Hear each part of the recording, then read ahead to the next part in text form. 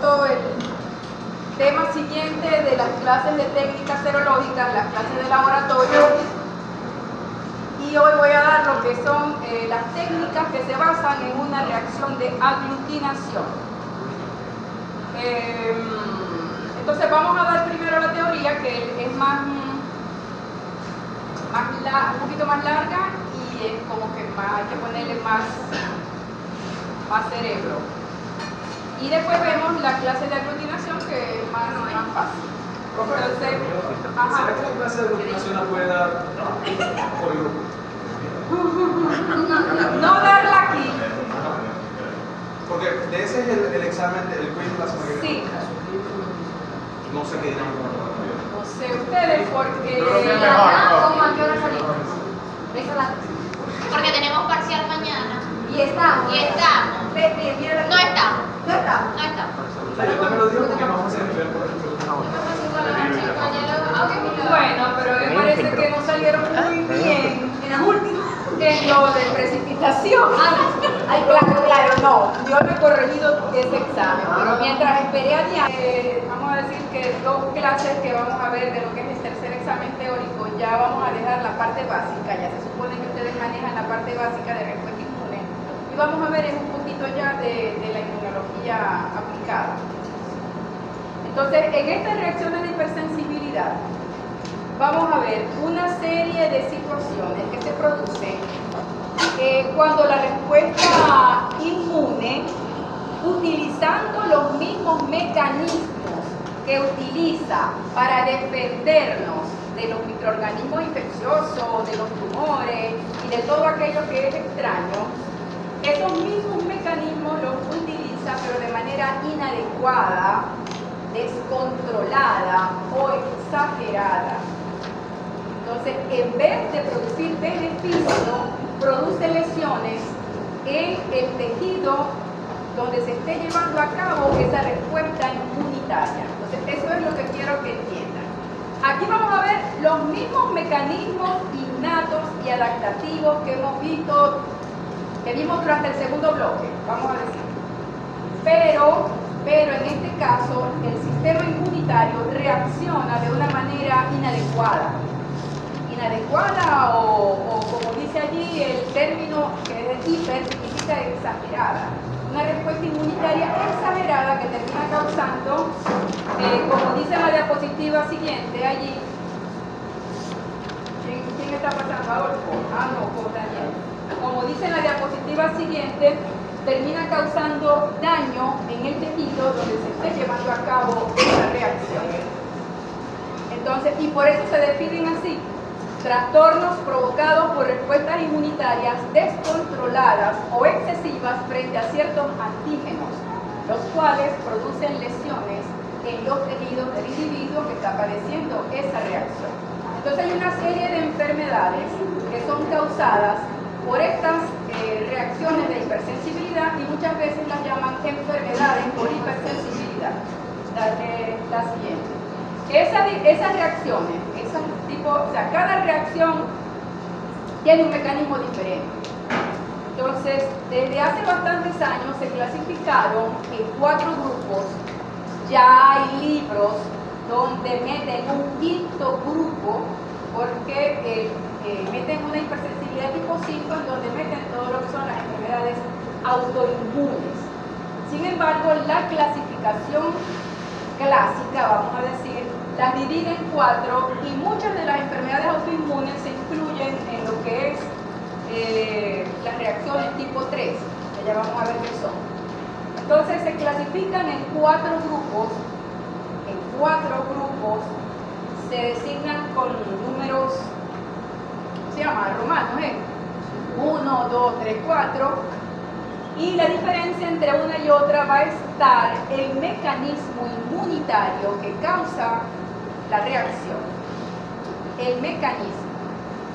Fíjense, las tres primeras, el componente inmunológico responsable de la reacción son anticuerpos. La IgE en la número 1, la IgG y la IgM en la 2 y en la 3. Y en la 4, ya el responsable no es un anticuerpo, es un linfocito. la número 4, la hipersensibilidad de tipo celular. Es la única en donde la responsable de esa respuesta mala son los linfocitos. Ajá. Entonces, todavía no. Entonces, fíjense, también se les da otros nombres. La tipo 1 se llama inmediata porque aparece minutos después de haber tenido el contacto con el antígeno que desencadena la reacción. La tipo 2 es llamada citotóxica porque hay muerte de células. La tipo 3 es la llamada por complejos inmunes, enfermedad por complejos inmunes. Y la tipo 4 es la llamada hipersensibilidad retardada porque en contraposición con las otras tres, esta ocurre luego de 24 horas de haberse tenido el contacto con el antígeno causante de la reacción. Entonces, en estas cuatro hipersensibilidades va a haber un antígeno que causa la respuesta exagerada o inadecuada del sistema inmunitario. Un antígeno y va a haber un elemento inmunitario, ya sabemos que son anticuerpos en las tres primeras, en la cuarta en una célula. El mecanismo está resumido aquí. Y si ustedes entienden el cuadro, ya se sabe la respuesta. Ahora vienen y se lo buscan de chuleta. Si ustedes se saben el mecanismo efector, si entienden, ya ustedes el tema lo estudiaron. En la número 1, fíjense, se da el mecanismo efector, es la degranulación de células mastocíticas que generan inflamación. Los ejemplos clínicos de ese tipo de interacción están aquí. La tipo 1 son las llamadas alergias por todo el mundo. Estas son las reacciones alérgicas: rinitis, dermatitis, asma, alergia a alimentos, choque anafiláctico, todo lo que son las reacciones alérgicas. Pero para que uno hable de alergia, porque todo el mundo llama alergia a todo, tiene que demostrarse que hay de intermediario un anticuerpo IgE. Ya vamos a ver por qué. En la citotóxica hay muerte de células por complemento, por NK y por oxonización y fagocitosis. AHI es anemia hemolítica autoinmune. Citopenias es disminución de un número de un determinado tipo celular. Por complejos inmunes, el mecanismo efector es la activación de complementos por complejos antígeno-anticuerpos que se depositan en tejidos. Aquí están los ejemplos. Les es lupus eritematoso sistémico, la enfermedad autoinmune que se toma como prototipo de lo que es la autoinmunidad. Las retardadas son células. Entonces, ¿cuál es el mecanismo efector? La liberación de citocinas por estas células de CD4-TH1. Son las que causan una respuesta inflamatoria en esas reacciones mediadas por células. Aquí el principal es el TCD4-TH1, pero en algunas reacciones puede haber cierta participación también de TCD8 que matan a las células que están o que muestran el antígeno responsable de esa hipersensibilidad retardada. Entonces vamos a comenzar con la número 1. Lo que tienen que fijarse es en el mecanismo que produce la respuesta. ¿En qué mecanismo produce esa respuesta? En el caso de la hipersensibilidad de tipo 1, fíjense, es una respuesta exagerada del sistema inmunitario presente en individuos predispuestos genéticamente frente a diferentes antígenos externos. Una respuesta exagerada que un individuo da ante un antígeno a moléculas externas que generalmente, allí no lo dice o lo dirá en algún parte, generalmente, aquí sí lo dice, ante antígenos ambientales muchas veces inofensivos, o antígenos que normalmente en la población general no producen respuesta inmunitaria, pero en esos individuos sí, y por eso esos individuos se llaman atópicos. Atópicos son los individuos que tienen una predisposición genética a desarrollar alergias. Y alergeno o alérgeno se llama aquellas sustancias que son capaces de inducir una respuesta alérgica en un individuo, como dije, que está ya susceptible genéticamente. Entonces, los componentes que intervienen en esta reacción son el alergeno, que es el antígeno causante de la respuesta alérgica, los anticuerpos de clase IgE y los mastocitos y basófilos, que son las células que son los mastocitos. ¿Qué tienen los mastocitos? mastocitos, gránulos que contienen mediadores inflamatorios. Entonces, la activación del mastocito que está causada por la IgE es lo que provoca la respuesta inflamatoria. Una alergia es una respuesta inflamatoria en un determinado tejido causada por un determinado alergeno o antígeno inductor de alergia. Eso es lo que...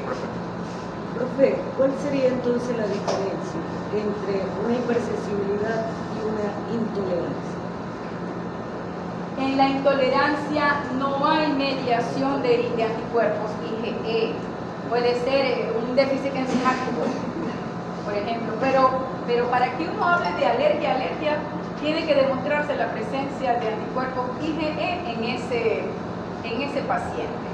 Y por supuesto, eso se mide, eso se determina. La IgE es un anticuerpo que está siempre en muy baja concentración. Solamente ella aumenta en los casos, fisiológicamente en los casos de, ¿en dónde? Acaban de ver la clase. Donde hay aumentos de anticuerpos IgE como una respuesta fisiológica. ¿En la? Ah. ¿Y quién es Adolfo? No, Adolfo no, el otro. ¿Cómo se llama? Andrés. Ay, fue el único que me sacó Argeto soy uno yo, en el muchacho. de célula. Diga el nombre. De los que son buenos aquí. Qué bueno. Humberto. ¡Ay! ¿Humberto qué? Antunes. No lo conocía de cara, pero le dije, este muchacho salió bien. O sea, Está llorando porque le salió mal a Brachento. Siempre queda no, pero de verdad que el único que sacó uno, el punto completo en el quiz de célula fue. Ajá, felicitaciones. Ajá.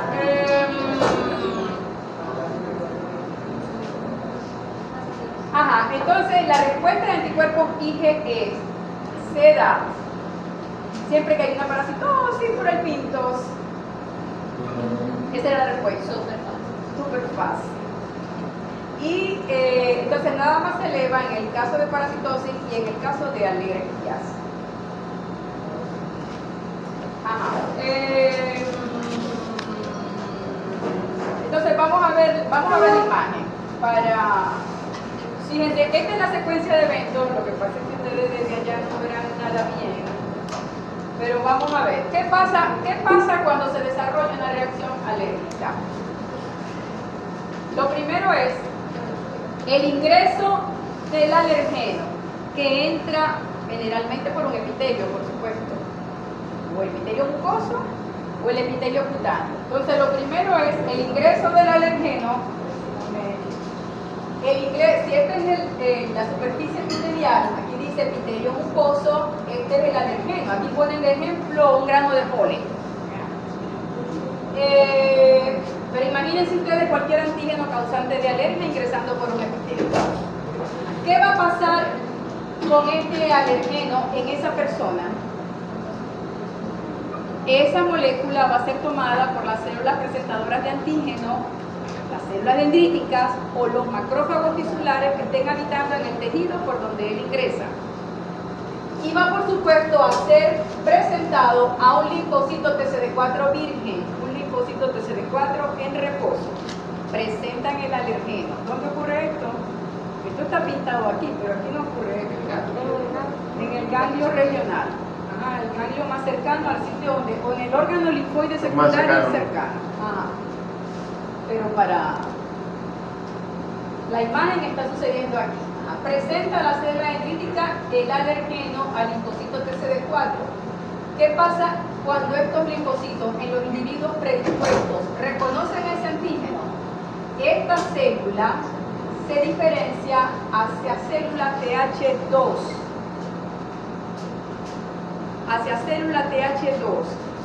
Y comienza a producir citocinas del patrón TH2, que son ¿cuáles?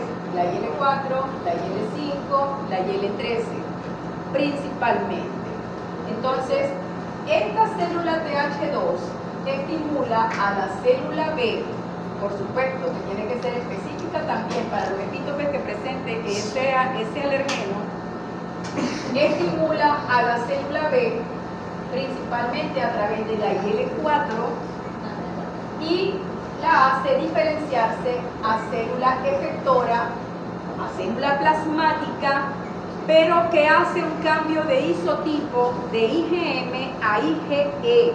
Recuerden que siempre se comienza a producir IgM, pero en este caso, esta interleucina favorece la diferenciación de la célula, perdón, del linfocito B hacia célula plasmática, el cambio de isotipo a IgE. En vez de hacerlo a IgG, a IgA o a IgM, o sea, quedarse como IgM, como sucede en una persona normal, ella cambia de isotipo y se queda produciendo anticuerpos de clase IgE. Ah, pero estas IgE son anticuerpos que tienen una propiedad citotrópica, eso quiere decir que tiene afinidad de unión a los receptores que para el FC epsilon existen en células mastocíticas. Y mastocitos hay en todos lados, por debajo de la piel, rodeando los pequeños vasos, por debajo de las mucosas. Entonces, esa IgE que está siendo producida por la célula plasmática que se diferenció de aquí de TH2, gracias a la estimulación de las células TH2, se fija al mastocito.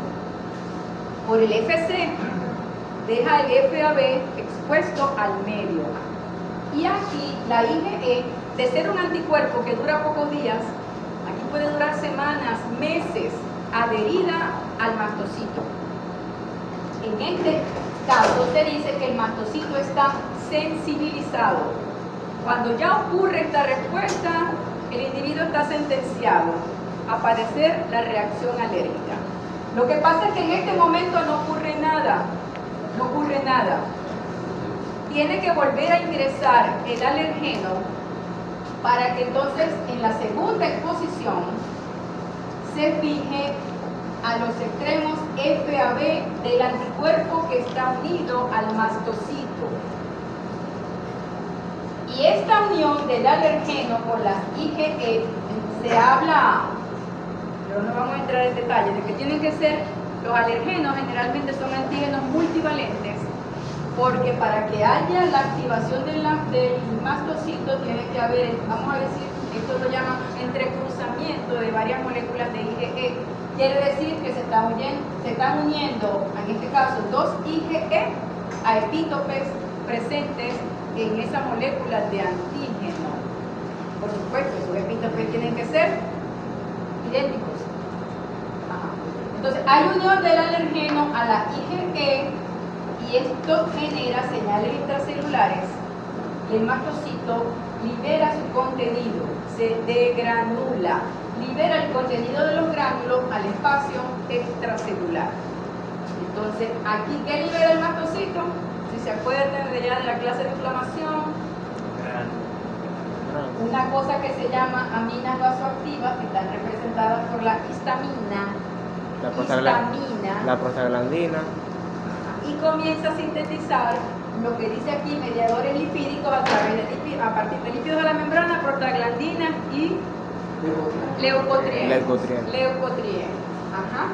Estos se liberan poco tiempo, segundos y minutos después del contacto con el alergeno, de los contactos sucesivos. Esto es lo que va a generar la respuesta inmediata, por eso se llama hipersensibilidad inmediata, porque se presenta en minutos. Ahora, unas horitas después, también se sintetizan citocinas inflamatorias, y esto es lo que alarga o prolonga en el tiempo la reacción alérgica. Entonces, fíjense aquí que ¿cuál es el mecanismo causante de la reacción? La liberación de mediadores inflamatorios a partir de mastocitos. ¿Y quién produce esta degranulación? ¿Quién la estimula? Los anticuerpos IgE, dirigidos de manera específica contra el alergeno que ingresó a ese individuo. Entonces, desde ya, apréndansela. Tipo 1 de granulación de mastocitos. Repita, tipo 1 de granulación. Para que no se les olvide. A soñar. La segunda, dale Daniela ahí. Ajá, bueno, entonces, vamos a decir que en la cinética de la reacción se divide en 3 fases. La primera fase no hay síntomas, es la fase de sensibilización. Es el tiempo que transcurre entre el ingreso del alergeno, el reconocimiento y la presentación de una célula dendrítica, la presentación al linfocito que se transforma de TCD4, TH0 hacia TH2, y este produce estas interleucinas que estimulan a la célula B a hacer un cambio de isotipo de IgM a IgE. IgE. El que no sepa decir en el examen que la alergia es producida por un IgE, 0,1. entonces, esto es lo que ocurre en la fase de sensibilización, que los anticuerpos IgE, recuerden, se pegan al mastocito, por el FC. Ahí el individuo no tiene ningún síntoma. Los síntomas van a ocurrir después. Eso se llama fase de latencia. El individuo no tiene síntomas, pero tiene sus mastocitos sensibilizados. Cuando él se pone en contacto de nuevo con el mismo alergeno y ocurre la unión a los FAB de la IgE pegada al mastocito, ocurre la activación del mastocito, el mastocito se degranula. Libera los mediadores inflamatorios. Esta lámina contiene la misma que la anterior, otra imagen, y esos mediadores inflamatorios entonces son los causantes de los síntomas de la alergia. ¿Por qué? Porque va a haber vasodilatación, aumento de la permeabilidad capilar, salida de plasma, salida de células, quimiotaxis de neutrófilos, quimiotaxis de eosinófilos, porque la IL-5 atrae eosinófilos y los activa también. Contracción de la musculatura lisa, en bronquios, en intestino, dependiendo de dónde esté el ingreso del alergeno, pero es una respuesta inflamatoria. Ahí es que viene el aumento de la producción de moco. Ajá, dale la siguiente. Esto es lo que le decía, la IgE se encuentra en bajas concentraciones normalmente en suero, y cuando ella se produce, ella tiende a fijarse a los receptores FC en mastocito y en basófilo. Las dos células tienen receptores FC epsilon. Recuerden que de los mediadores hay almacenados y neoformados. Almacenados son los primarios, los que están en los gránulos. En la lámina siguiente los van a volver a ver, y los neoformados son los leucotrienos y la prostaglandina y la citocina, por supuesto. Pero los que se liberan en segundos, luego del segundo contacto, en segundos se liberan los que están contenidos en los gránulos y están representados por la histamina, la principal. En minutos se liberan entonces los que se sintetizan a partir de fosfolípidos de la membrana celular, y ya horas después se secretan las citocinas inflamatorias. Y el L13, TNF-alfa, factor quimiotáctico para monocito, la 4 y la 5 continúan perpetuando el ciclo de diferenciación a IgG. Dale la siguiente. Estos son los mediadores que ya se los dijimos, pero aquí está el efecto de cada mediador. En conjunto lo que van a provocar es una respuesta inflamatoria en el tejido. Si se está en aparato respiratorio, puede haber broncoconstricción. Si se está en aparato digestivo, hipermotilidad intestinal. De manera entonces que la sintomatología, dale la siguiente, va a depender de dónde está ocurriendo la reacción. Y eso puede ir desde una reacción local que afecta a un determinado tejido u órgano, hasta una reacción generalizada o sistémica, que es el choque anafiláctico, que ya es una situación grave, una situación que hay que atender con una urgencia, porque si no el individuo puede morir de la reacción alérgica. Pero toda esa gravedad, desde una reacción local hasta una reacción anafiláctica, eso va a depender de muchas cosas. Primero, de la susceptibilidad genética que el individuo tenga, del grado de sensibilización que tenga, cuántas veces se ha expuesto a ese alergeno, de la cantidad de antígenos que inhale, que ingiera o que él reciba, y por supuesto de la vía y de la ruta de entrada. Eso va a favorecer si se va hacia una reacción local, a determinar, hacia una reacción local o hacia una reacción generalizada. Dale la siguiente. Y aquí lo que ustedes tienen que aprender es el mecanismo de producción. Ustedes no tienen que aprenderse aquí el tratamiento de la alergia ni del choque anafiláctico. Tienen que tener el mecanismo básico que está produciendo esa reacción.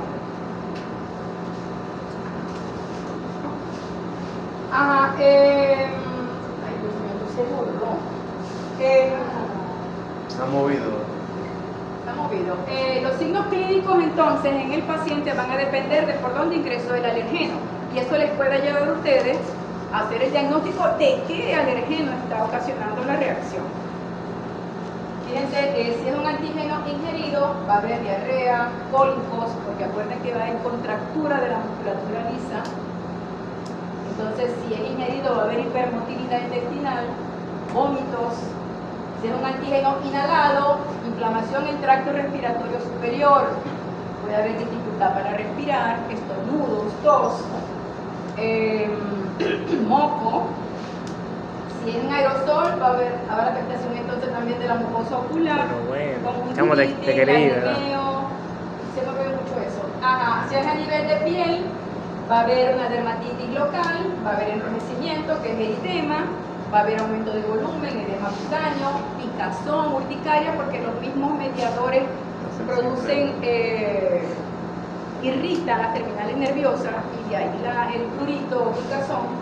Si es un antígeno inyectado, ya hace más riesgo de anafilaxia generalizada, dependiendo del antígeno del cual ingrese. Y esta anafilaxia generalizada está representada por dos síntomas principales, pero por supuesto va a haber otros, que es la dificultad respiratoria y una caída brusca de la tensión arterial, porque la vasodilatación va a ser general, va a ser a nivel sistémico, y por eso entonces es que es potencialmente mortal. En los animales se presentan generalmente lo más comunes: alergia a las comidas, a antígenos inhalados, a vacunas, pero no a la vacuna, al antígeno, sino a los componentes que se utilizan en la preparación de la vacuna, a medicamentos. En ellos las reacciones alérgicas más comunes son la dermatitis atópica y la hipersensibilidad alimentaria. Dale la siguiente.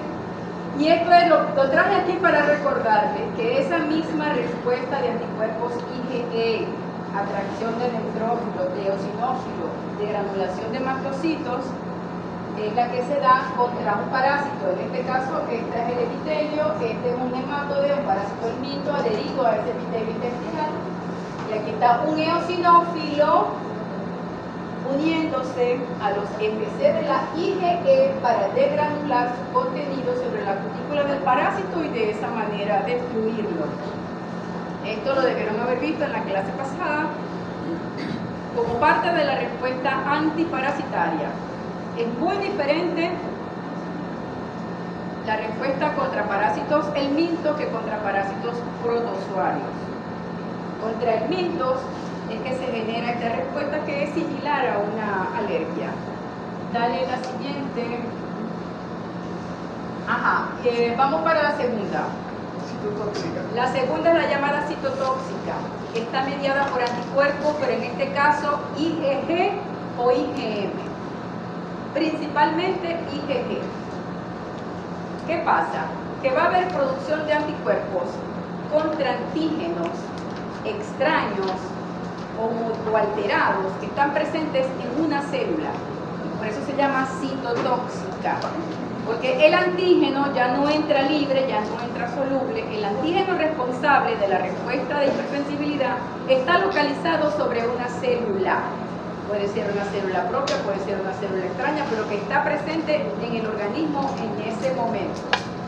Entonces, producción de anticuerpos que van a unirse a moléculas antigénicas presentes sobre una célula y que van a provocar la destrucción de esa célula por mecanismos inmunitarios que pueden provocar los anticuerpos, activación de complemento, oxonización y entonces facilitar la fagocitosis por las moléculas, por las células que tienen el receptor para FC y el mecanismo que lleva a cabo la NK, que es la citotoxicidad natural mediada por anticuerpos, citotoxicidad dependiente de anticuerpos, la ADCC.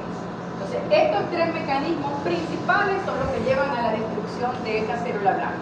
Entonces, ese sería el mecanismo. Destrucción de células por anticuerpos.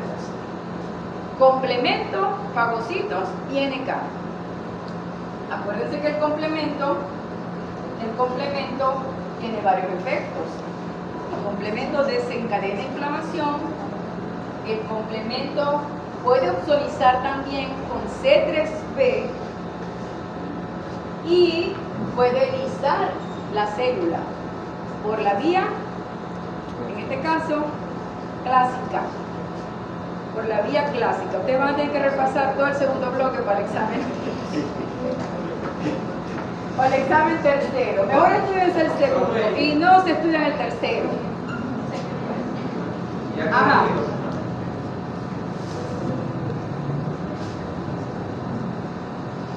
Dale la siguiente. ¿En qué casos clínicos se presenta esta reacción? Lo que tenemos allá. Las reacciones transfusionales.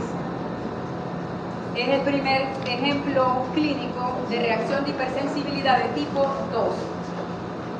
En ese caso, los anticuerpos presentes en el individuo que recibe van a unirse a los glóbulos rojos, si los reconoce como extraño. Este sería un caso de reacción transfusional incompatible, por supuesto, en donde el receptor tiene anticuerpos dirigidos contra antígenos presentes en los glóbulos rojos del donante o donador. Al haber la unión del anticuerpo con el antígeno, va a haber activación de complemento, va a haber la GNK y de la oxonización y la consiguiente fagocitosis. Destrucción de los glóbulos rojos por lisis, por complemento y por ese mecanismo que acabamos de ver. Y es uno de los ejemplos. El segundo ejemplo, la enfermedad hemolítica del recién nacido, o eritroblastosis fetal o isoeritrolisis neonatal.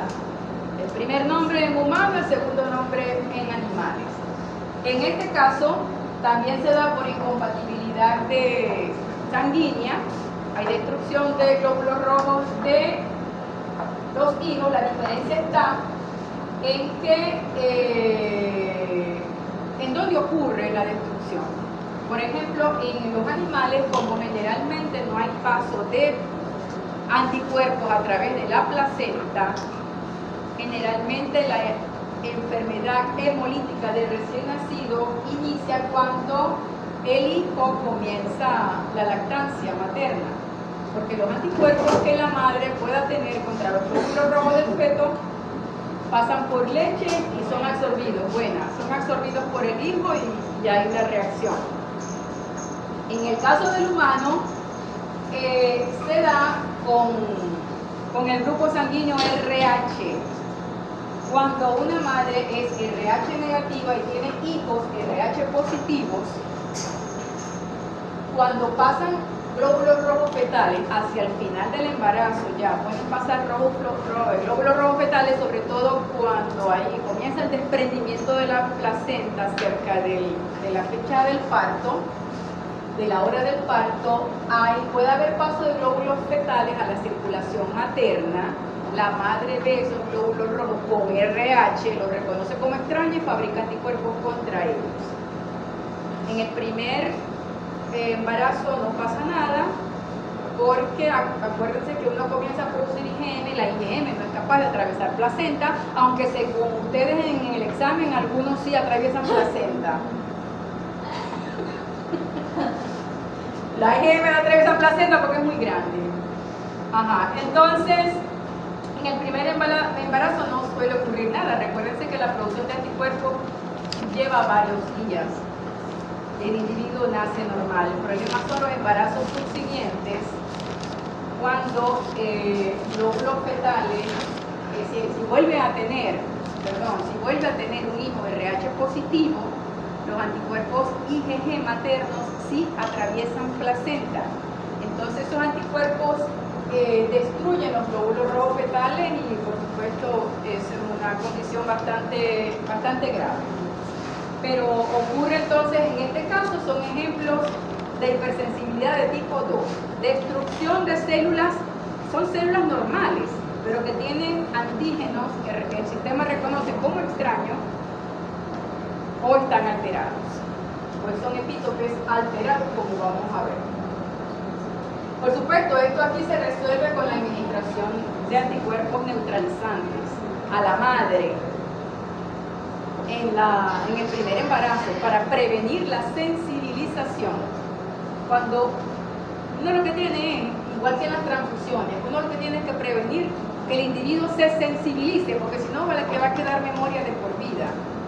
Hay que evitar la sensibilización y por eso es que a las madres RH negativas, si alguna de ustedes es RH negativa, y le colocan ese antisuero que contiene IgG anti-RH para que se unan a los RH de los glóbulos rojos fetales que puedan pasar a la circulación materna. De esa manera ellas no se sensibilizan. Otros ejemplos son la anemia hemolítica autoinmune. Hay destrucción de glóbulos rojos por mecanismos inmunitarios, pero sin causa aparente.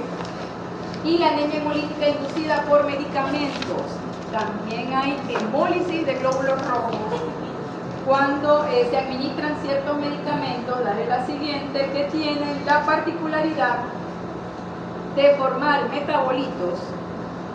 Y esto no es alergia, o sea, los fármacos los medicamentos tienen varios mecanismos de inducir respuestas de hipersensibilidad. Algunos son alergias, pero otros son de esta clase de tipo 2. Y sucede en que algunos medicamentos en algunos individuos generan metabolitos que se le pegan a las células. En este caso, esto es un glóbulo rojo y esta cosa que tiene pegada aquí, que parece una antena, es un metabolito de un medicamento que se le adhirió a la membrana del glóbulo rojo. Entonces, este glóbulo rojo propio, que normalmente, por supuesto, es reconocido como propio por el sistema inmunitario, al tener eso pegado, ya forma un epítope extraño, desconocido por el sistema inmunitario, lo que se llama un neoantígeno. Y el sistema inmunitario pasa entonces a responder contra él y genera anticuerpos que se le pegan al eritrocito en estos epítopes y son los glóbulos rojos destruidos por complemento, por fagocitosis o por células NK.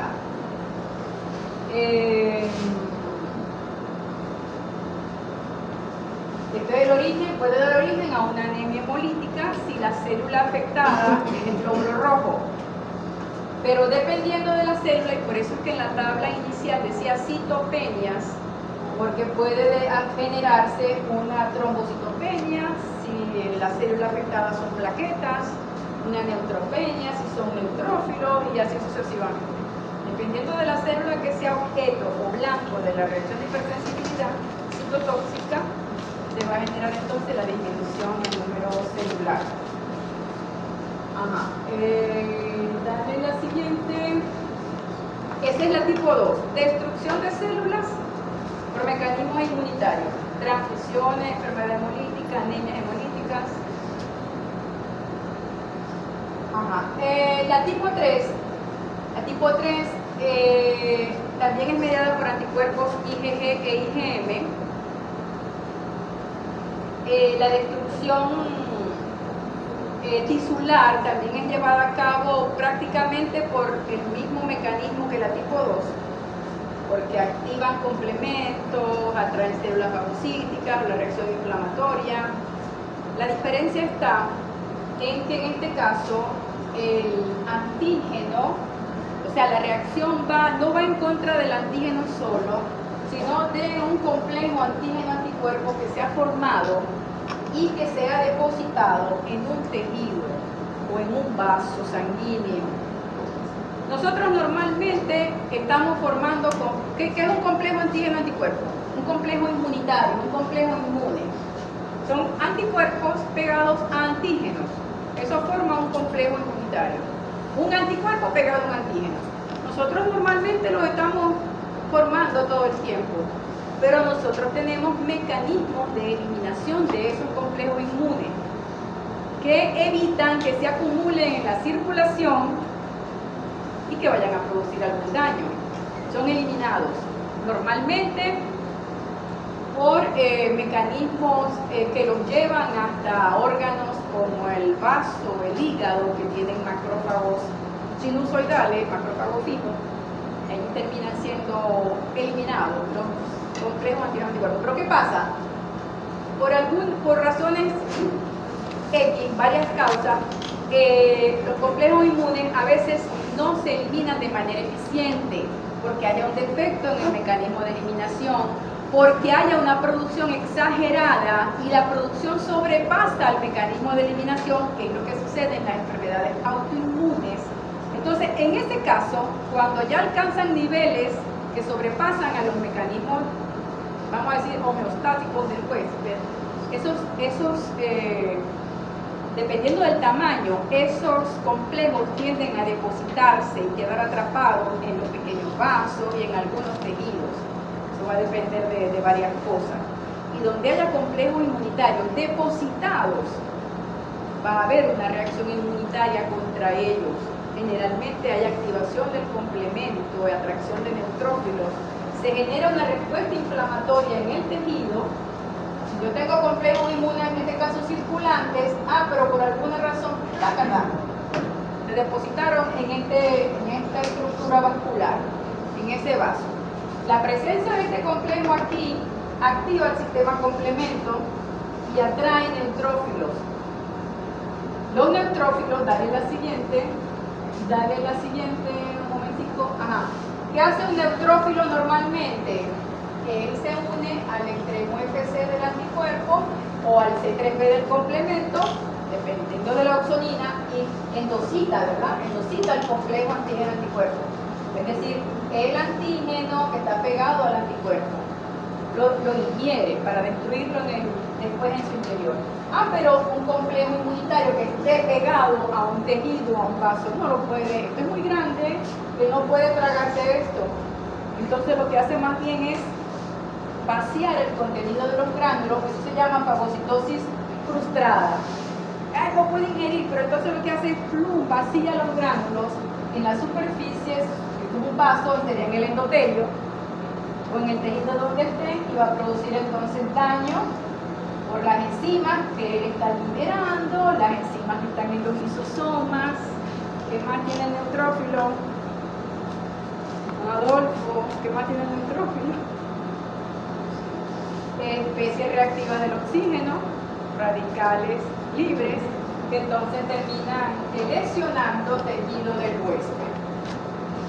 Eso. Dale el anterior. Entonces, esto es lo que ocurre normalmente y lo de abajo es lo que ocurre en una enfermedad por complejo inmunitario. Y hay muchísimas enfermedades, sobre todo las de origen autoinmune, que la sintomatología es más por el daño que la respuesta inmunitaria provoca en el tejido que por la misma enfermedad. O sea, la sintomatología es provocada por el daño de esos que provocan esos mecanismos inmunitarios. Entonces esta también la dividen en fases. La fase 1 es la formación de los complejos inmunes. Algunos dicen circulantes o in situ. In situ quiere decir que se formen en un determinado punto y ahí se quedaron. No circulan por el sistema, vamos a decir circulatorio. La fase 2 es el depósito de esos complejos en el tejido. Y la fase 3 ya entonces cuando ese depósito activa complemento y desencadena la reacción inflamatoria. Aquí está la secuencia. CI, esto es la abreviatura de complejo inmune, pero lo estén estudiando. Los complejos inmunes activan complemento. C3 y C5A, recuérdense que son anafilatoxinas, se unen a los mastocitos que estén cercanos y provocan su degranulación. La histamina liberada por los mastocitos aumenta la PV, que es la permeabilidad vascular en el tejido involucrado, vasodilatación y aumento de la permeabilidad capilar. C5A recluta neutrófilos, es quimiotáctico para neutrófilos. Los neutrófilos entonces, como no se pueden tragar todo eso, liberan las enzimas de lisosomas y los mediadores que ellos sintetizan a partir del oxígeno molecular. Entonces, las manifestaciones de la enfermedad van a depender, por supuesto, del sitio donde se depositen los complejos inmunitarios. Dale la siguiente, ¿por dónde vamos aquí?